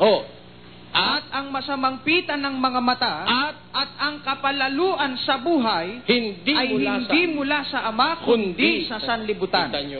Ano yung makasanlibutan? Yung karunungang nagdudulot ng masamang pita ng laman, masamang pita ng mata, yung kapalaluan sa buhay, yung pride of life, yan ang mga karunungan ng sanlibutan. Walang kwenta sa Diyos yan, kamangmangan sa Diyos yan. Bakit? Kita mo marunong ba yung kuturyero? Hindi. Yung kuturyero, yung gumagawa ng damit, marunong o hindi? Alam na alam niya kung paano ka pasasabikin dun sa damit na gagawin niya. Na pag tinignan mong ganun, magkakaroon ka ng masamang pita ng mata mo. Bakit? Di i-close neck, Close neck. Ganda, pero bubutasan dito. Ginamit ba ron katangahan o karunungan? Yung nag-produce ng bombang pelikula, katangahan ba yan o karunungan? Karunungan yun. Nag-aanyaya ng masasamang pita ng mata. Yung gumawa ng mga slot machine, karunungan ba yun o hindi? Yung mga jackpot machine na nalululong ka ron na yung pera mo inuubos mo ron sa pagsusugal, sino gumawa nun? Kabobohan ba yan o karunungan? Karunungan niya. Yun ang mga karunungan sa sanlibutan na kamangmangan sa Diyos. Yung karunungan ng isang abogado na nakapatay na inaabsuelto pa. Umaamin ng talagang walang hiya, pinawawalan pa. Yun ang karunungan ng sanlibutan. Hindi fair. Walang justice. Talagang kumakampi sa masama pagka may binayad na pera sa kanya. Kaya alam nyo, i-distinguish natin alin ang karunungan ng Diyos, alin ang karunungan ng tao. Kasi bahagi ng karunungan ng Diyos yung magbasa, magsulat. Kaya nga ang Biblia ay pinasulat, ipinapabasa niya. Bahagi rin niya ang karunungan niya yung pagbibilang. Kaya kung halimbawa, matututo ka sa eskwela, magbilang, magbasa, magsulat, mag-reason out what is to discern what is right and what is wrong. Ba't mo naman sasabihin yun ay karunungan ng sanlibutan? Yun, ang nagsasabi noon, bobo sa Biblia. Ayun po. Maling relihiyon ang magsabi. Brother, may itatanong pa po ako.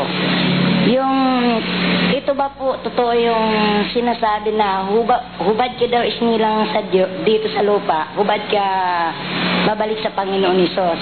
Kaya ang madalit salita ni brother, ibinta mo ang lahat ng kari-arian mo. Tapos, ang pinagbintahan ko, isusurrender sa kanila. Ngayon, kung may kailangan ka, humiling ka, bibigyan ka. Yan po ang patalakaran sa amin. Tingnan niya, Ano ang ibig sabihin daw nung hubad kang dumating, hubad ka rin aalis? Ang kailangan daw nun, yung mga ari-arian mo, ibibigay mo lahat sa kanya, bebenta mo. Eh, yun ang kaswapangan. Bakit ho? Ang nagsabi nun si Job. Mabuti alamin natin kay Job kung anong ang kahulugan nun. Dito sa isang talata ni Job, pakibasa. Nang magkagayoy bumangon si Job at hinapak ang kanyang balabal at inahita ng kanyang ulo at nagpatira pa sa lupa at sumamba. At sinabi niya, hubad akong lumabas sa bahay bata ng aking ina at hubad na babalik ako roon. Ang Panginoon ang nagbigay at ang Panginoon ang nag-alis. Purihin ang pangalan ng Panginoon. Yun. Kasi si Job, yung kanyang mga kayamanan na wala. Nagkasakit pa siya. Yung mga anak niya rin, nagkamatay dahil masasamang klase ng mga tao. Walang ginawa kundi magdiwang sa birthday. Namatay lahat ng anak niya. Tapos, namatay mga hayop ni Job. Namatay ang lahat ng kanyang tinatangkilik ng mga baka, mga tupa. Walang natira siyang kayamanan. Ginawa ni Job, noong wala nang natitira, sabi nung asawa ni Job, Job, nananatili ka pa ba sa iyon Diyos? Itakwil mo na siya at mamamatay ka na. Nagsalita si Job sa asawa niya. Sabi ni Job, nagsasalita ka gaya ng isang hangal na babae. Tatanggap ba tayo ng mabuti sa Diyos at aayaw mong tumanggap ng masama? Sa salitang ito ang wika, hindi nagkasala si Job sa kanyang mga labi. Nang magkagayon, ang ginawa ni Job, hinapak niya yung kanyang kasuotan. Hubad akong lumabas sa bahay bata ng aking ina, hubad din akong babalik sa kanya. Ang Panginoon ang nagbigay, ang Panginoon din ang mag-aalis. Ayon. Kung halimbawa, yung pag-aari mo, inalis ng Diyos. Huwag ka magdaramdam para si Job. Ang Diyos ang nag-alis, ang Diyos ang nagbigay, siya din mag-aalis. Kung gusto niya akong walang kayamanan, total, hubad naman akong galing sa bahay bata ng aking ina, hubad din, bumalik man akong hubad, wala rin akong dapat ikasama ng loob, sabi ni Job. Ano ibig sabihin?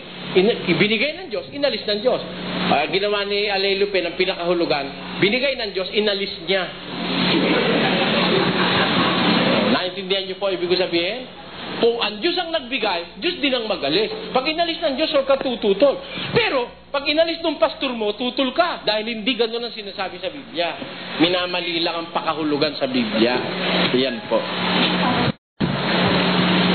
Ngayon po, brother, may itatanong ako. Kung ito ba ho totoo?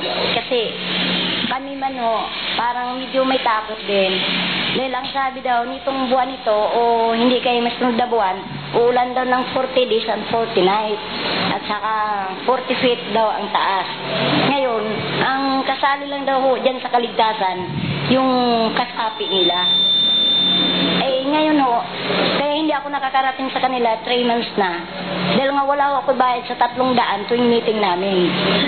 May bayad ho meeting? 300? Kasi babayad po sa conference room at saka pagkain saka sa mga silya. Kaya kung wala kang ganyan, hindi ka magkarating. Kaya po pinag-iisip-isipan ko, tumanda na ako, hindi ko pa na tatagpuan ang katotohanan dahil dami rin akong reliyon na nasapian. Itong kahuli-hulihan at dito ako nakadalo ngayon, parang iba ho ang pagtuturo ninyo sa doon. Kaya ho, ako'y nagtatanong. Iba ho talaga dito sa amin. Wala akong 300 dito pagdadalo ko.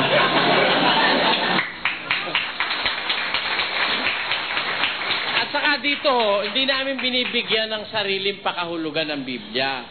Ngayon, yung sinasabi nila na ditong buwan na ito hubang Mayo? Mayo ho daw, uulan ng... Hindi daw Mayo. Huwag na kayo maniwala. Ito nga po ang namin. Kasi pag hindi pirme, pag hindi mo mai-eksakto, ibig sabihin nanghuhula ka lang. Di ba? Pag hindi mo mai-eksakto, ang sinasabi mo, hula-hula lang yan, kapa-kapa. Bakit? Kung hindi Mayo, Hunyo.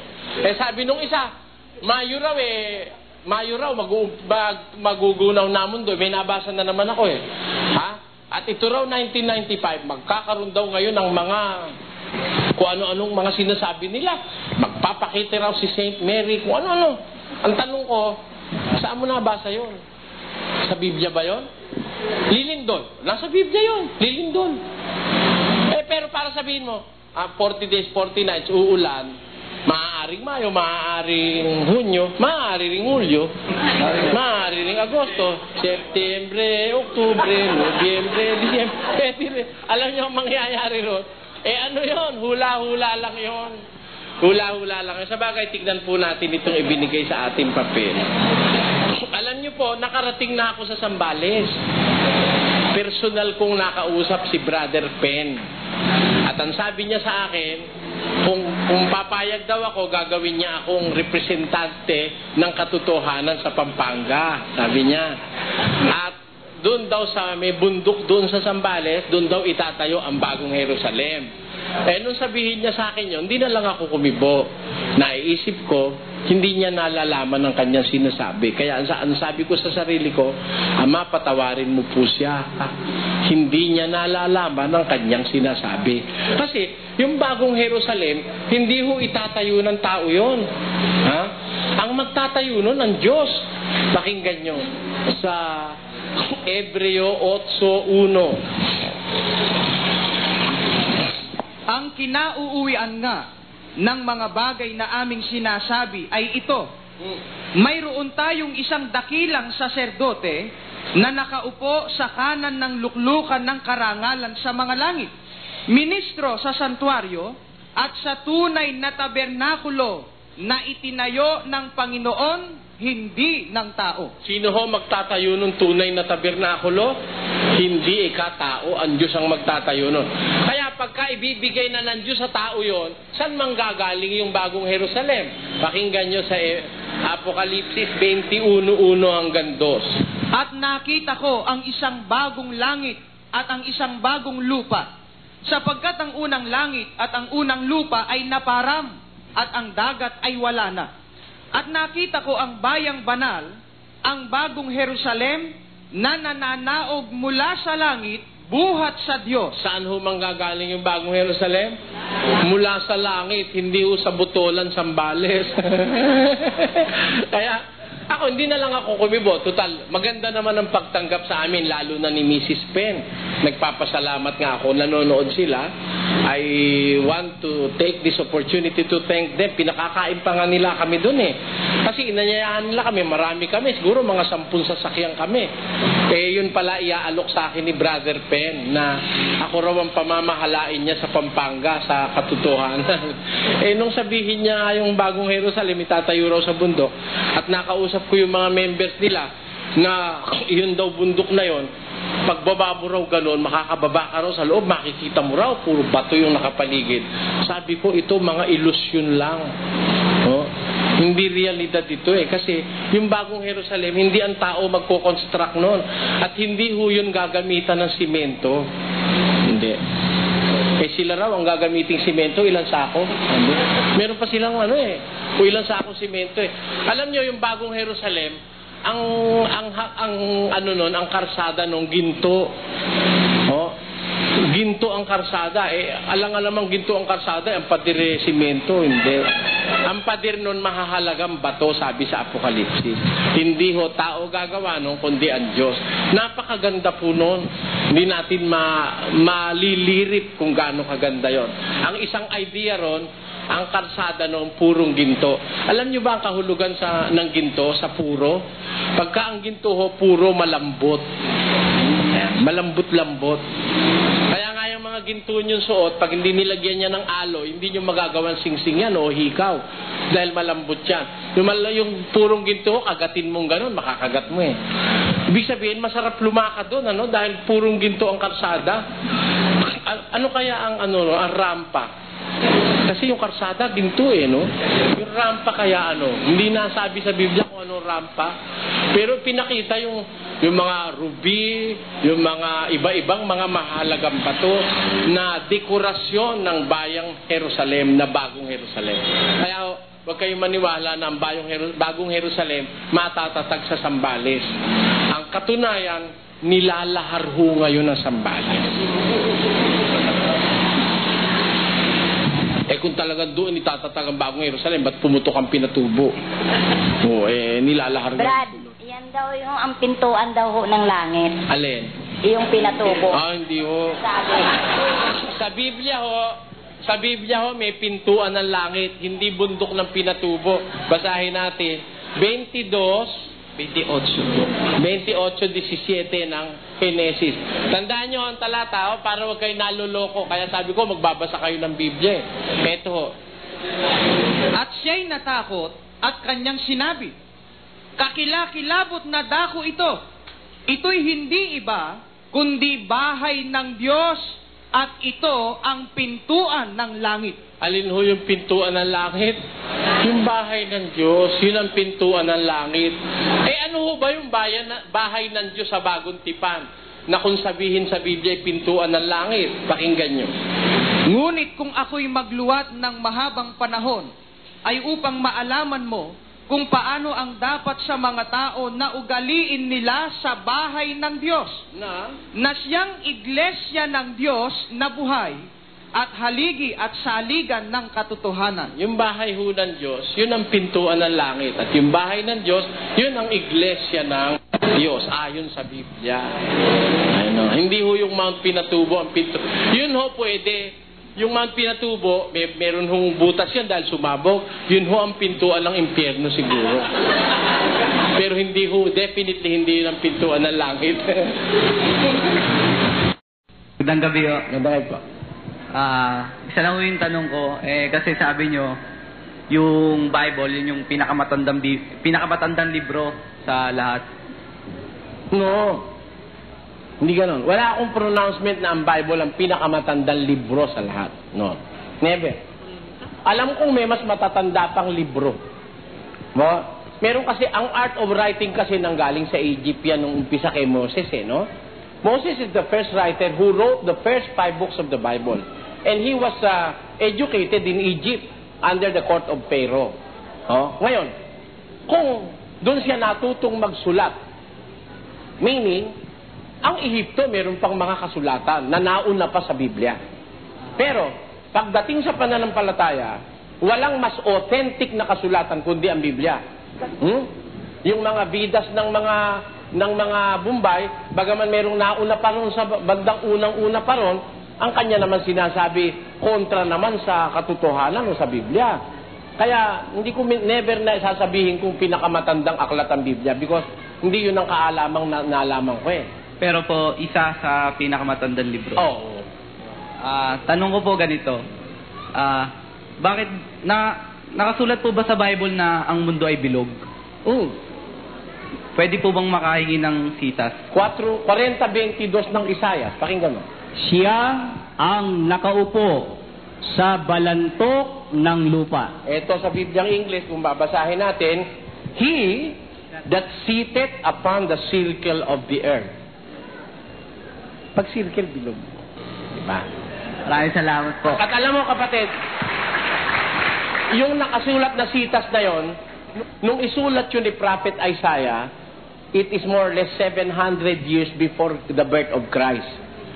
And Christ is now 1,998 years old. Less than 2,000 years old.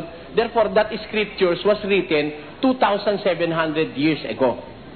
Na noon, wala pa tayong kaidi-idiya kung ang mundo nga ay bilog. Kasi kamakailan lang, yung Papa sa Roma, itiniwalag si Galileo Galilei dahil ang paniwala ni Galileo Galilei, ang mundo bilog. Ang paniwala ng Papa, ang mundo lapad.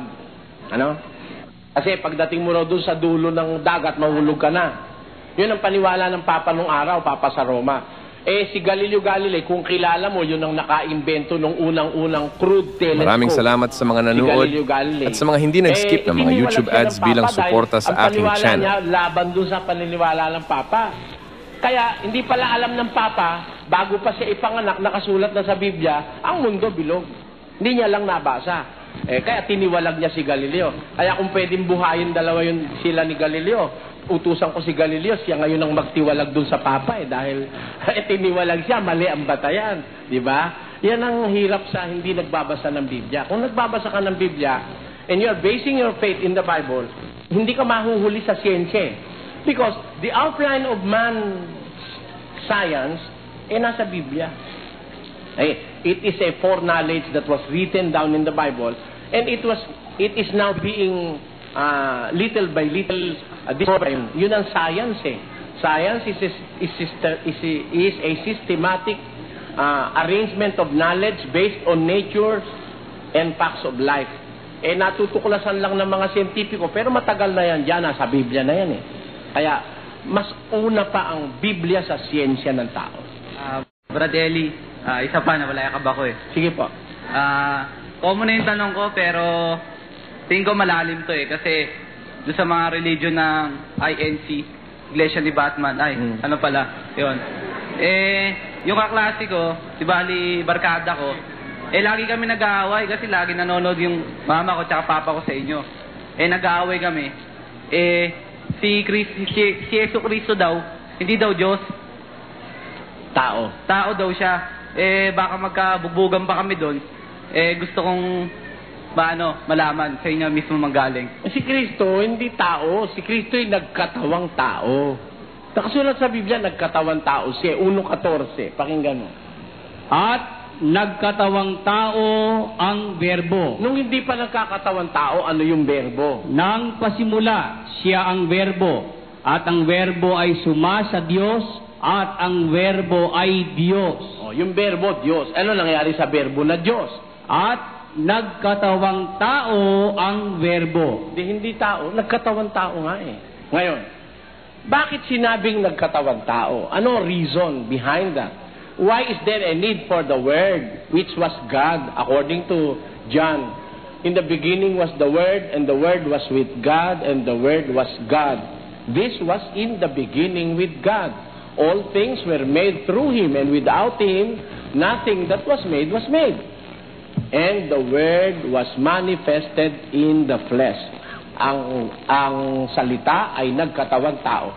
Nung nagkatawang tao siya, anong dahil? Ba't siya nagkatawang tao? Sa Filipos 2:5. Magkaroon kayo sa inyo ng pag-iisip na ito'y na kay Kristo Jesus din naman. Ano yan? Na siya, bagamat nasaan yung Diyos. Ayun, siya'y nasaan yung Diyos ay hindi niya inaring isang bagay na nararapat panangnan ang pagkapantay niya sa Diyos. Hindi niya inaring isang bagay na nararapat panangnan ang pagkapantay niya sa Diyos. Pantay man sila eh.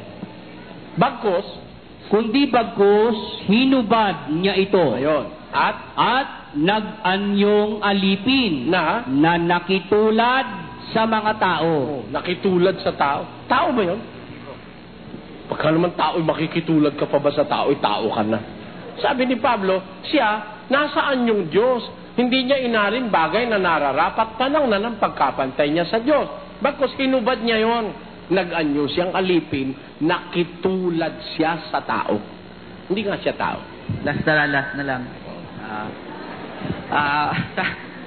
Hindi po tao ang Diyos.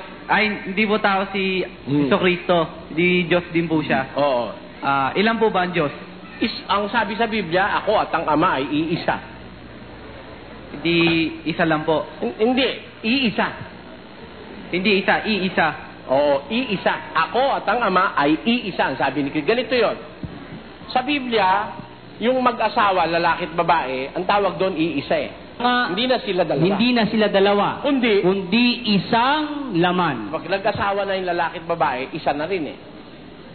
Hindi na dalawa, isa. Pero, iba yung babae, iba yung lalaki. Diba? Ganon din naman yung Ama at saka si Kristo. Iisa sila, pero iba yung Ama, iba si Kristo. Akala ng mga ibang born again, si Kristo, siya rin yung Ama. Pagka siya rin yung Ama, titinga-tingala pa siya, umaarti lang siya, diba? Diba? Kaya, mahabang usapan yan eh. Salamat kayo. Salamat po. Magandang gabi po. Magandang gabi po. Kapatid na Soriano at sa lahat. Yun pong gusto kong itanong, siya yung tinatalakay ngayon, kaya't hindi napapanahon. Palagay ko sa Abril 2, kung luluobin ng Diyos. Palitan nyo na lang po, baka meron kayo ibang tanong. Hindi po, yun ang gusto kong itanong eh. Maaring Sige po, meron pa ako isang tanong, pero ito pong mababasa sa lumang tipan. Hindi ko check yung kung saan lugar doon, pero yung Bagitin sinabi niyo po, ron, hanapin po natin. I'm the Alpha and the Omega. Sa lumang tipan po yun, o sa Genesis. The beginning and the end.